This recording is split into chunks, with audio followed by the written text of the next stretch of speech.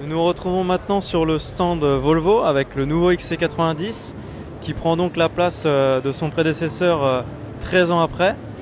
Alors pour ce gros SUV, donc concurrent des X5 notamment, on remarque un style assez sobre mais toutefois imposant, avec des jantes pouvant notamment aller jusqu'à 22 pouces. On a une calandre massive, des optiques en forme de T pour l'avant. Et les lignes de profil sont assez sobres. Mais surtout, Volvo a mis le paquet au niveau des équipements de sécurité, comme il a l'habitude de le faire. Alors on a par exemple l'avertisseur en cas de franchissement de ligne. On a aussi le freinage anti-collision. Et à chaque fois qu'un accident va survenir, Volvo a mis un système qui permet de resserrer automatiquement les ceintures pour que donc les passagers soient le mieux maintenus possible avant le choc. Et ils ont aussi étudié le dessin des sièges pour minimiser les risques de cassure au niveau de la colonne vertébrale. Donc c'est toujours un de leurs premiers objectifs, c'est de ne pas avoir de morts ou de blessés graves dans leur véhicule d'ici 2020. Après, on peut aussi remarquer qu'ils ont changé leur façon de... leur politique en matière de motorisation.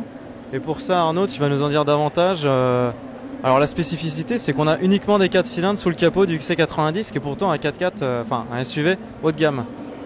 Oui, alors effectivement, tout le monde le fait maintenant désormais. C'est le downsizing, vraiment réduire la taille des moteurs en mettant des turbos. Ça, clairement, c'est une tendance de fond.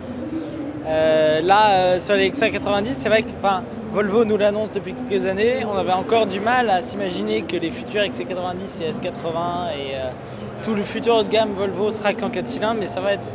Surtout délaisser le 5 cylindres qui est la marque de fabrique de Volvo, oui, avec une sonorité si particulière. Et c'est vrai qu'on se dit, voilà, maintenant Ferrari met des turbos, BMW délaisse un peu son 6 cylindres.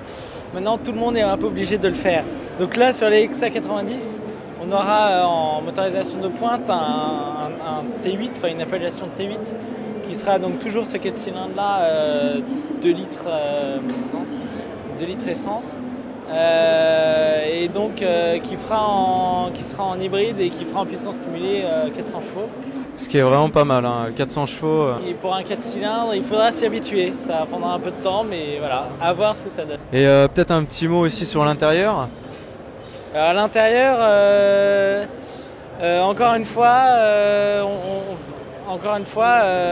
il adapte un grand écran tactile, comme la Model S, comme le nouvel Espace. Voilà, c'est encore une nouvelle tendance et qui va gouverner toutes les fonctions à bord, la majorité des fonctions. D'accord, et puis ils ont aussi mis l'accent sur la qualité perçue. On a différents matériaux qui sont utilisés, des bois assez précieux. Et puis si on opte pour les finitions haut de gamme, on a même, je crois que c'est un levier de vitesse en cristal. C'est assez impressionnant.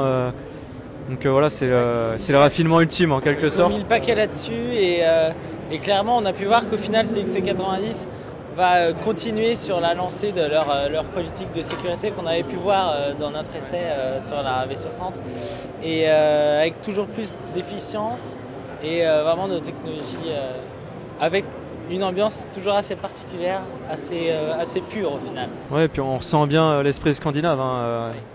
C'est quand même assez chaleureux les intérieurs chez Volvo.